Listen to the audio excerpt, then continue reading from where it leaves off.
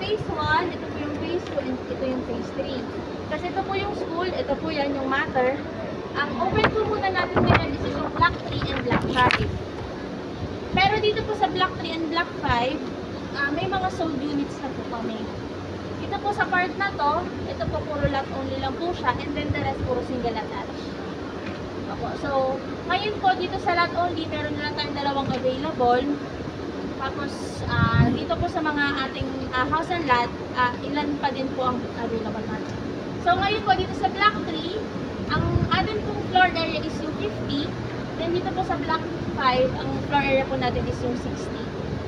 Ang difference po yung 50, isang bathroom lang po siya, kay 60 naman po, 2 bathroom siya. So, makikita natin. So, lahat ng offer namin po ay single attached. Then, kapag tinanong kayo ng client nyo anong financing natin, bank financing po and in-house. Kaya bank financing po, ang accredited bank po natin is si LDB. Si LDB po kasi ay kay Laika Landed po. Yung sister company po ni Harmony Home, si Laika Landed. Then, kapag ka naman po in-house financing, ang in-house financing po natin is 17%. So, kaya 17.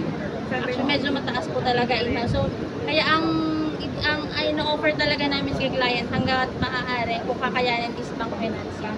Kasi medyo malaki po ang interest ng in-house financing. Okay po. Ano nga po yung accredited bank po? Luzon Development Bank po. LDB. Gusto ng ibang bank? Possible ba, ma'am? Actually, ang prefer lang talaga namin, ma'am, is LDB since LDB nga po ang sister company ni bali, Pero pagka po gusto ni client ay ibang bank, pwede nating i-try. Pwede po namin i-try na magpapa-accredit po kami kay bank na gusto. Pero ang kagandahan po kasi nun kapag ka-accredited bank na ay yung buong loanable amount, sure po yun na ma-approve. Unlike po pagka gano'n na kumbaga bago magpapa-accredit pa lang, hindi buong loanable amount ang mag-guarantee na ma-approve ni bank. So, talagang mas maganda LDB. Mas maganda po LDB talaga. Yes, Pati yung lot mo pwede pasok sa LDB? yes po. Matitle na yung mga lot mo? Opo, so, okay. Tapos ngayon po, makikita nyo, meron siyang parang pinaka-fence. Ito po kasi, since meron kami mga ongoing na construction, dapat po talaga wala siyang fence. Pero pinalaga namin siya kasi syempre, for safety na din po. Kasi may ibang mga bata na baka pag dumaan during the time ng construction para hindi sila makapasok din sa area ng hotel. Pero ito naman po, iaalisin talaga natin. Okay. Ito po tayo. Ito po ang block 3. Then ito po naman dito sa loob niya.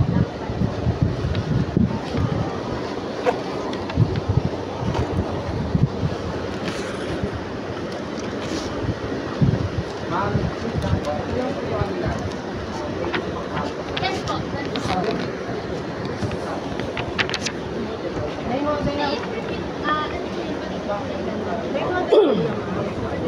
Opo, meron din po dito. Kasi dito mo. Ito po kasi kapag meron.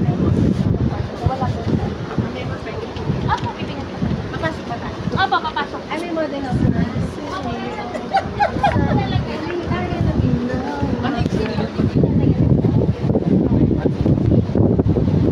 Ito po yung block 3. Marami pa dito, ma'am. Marami pang inventory. Meron pa po, opo.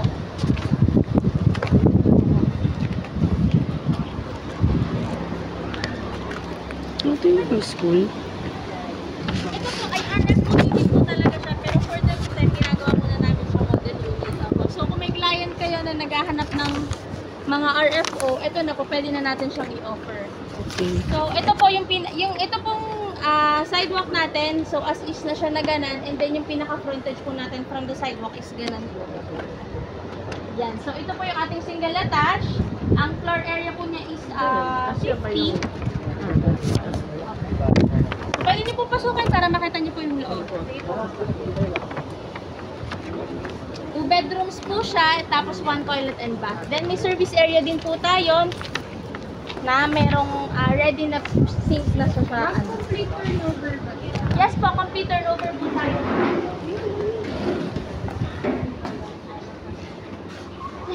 Ito po, bibigyan ko kayo ng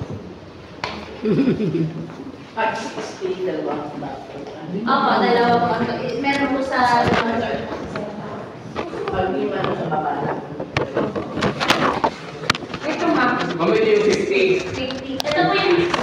Isang toilet. Isang toilet lang po. Pagka po yung suite, dalawa na sa taas po yung isa.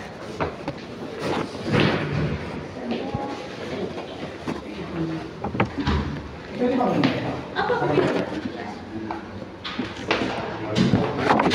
Yung lock, ano ba? lock ring. Ano yung mga lock? Yung dalawa. Ito, ang natong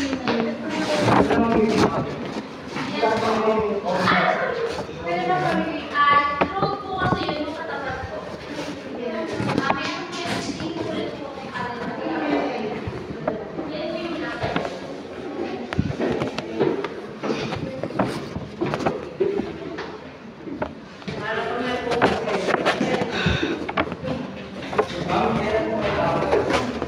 Nakikita ko sa yung wala. Ay, division. Oo. Complete na to. Yung fee, magkano yung message ko kasi para may division na. Oh, complete na, complete. Maganda ng video mo pag wala ka. Opo, sige po pagka na